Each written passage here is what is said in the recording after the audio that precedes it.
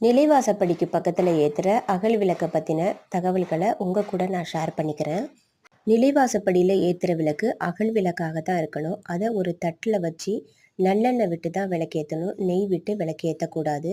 விளக்கை நம்ம வீட்டுக்குள்ளேருந்து ஏற்றிக்கிட்டு வரக்கூடாது. நிலைவாசப்படியில் ஏற்றினதுக்கு பிறகு தான் வீட்டுக்குள்ளார போய் பூஜை அறையில் நாம் விளக்கு ஏற்றணும். எரியிற தீபத்தை எப்போதுமே எடுத்துகிட்டு வந்து வெளியில் நிலைவாசப்படிக்கு பக்கத்தில் வைக்கக்கூடாது. மாலை நேரத்தில் 5 மணிலேருந்து 5:30 மணிக்குள்ளே கட்டாயமாக விளக்கு ஏற்றிடணும். 5லேருந்து 5:50 மணிக்குள்ளே தான் மகாலட்சுமி தாயார் நம்ம வீட்டுக்கு வருவாங்க. அந்த நேரத்தில் நம்ம வாசலில் விளக்கேற்றி வச்சு அவங்கள வரவேற்கிறது நம்ம வீட்டுக்கு ரொம்ப நல்லது. பூஜை அறையிலையும் காமாட்சி விளக்குக்கு பக்கத்தில் 2 அகல் விளக்கு கட்டாயமாக ஏற்றி வைக்கணும். ஒரு நாளைக்கு 5 விளக்குகள் நம்ம வீட்டில் ஏற்றணும்.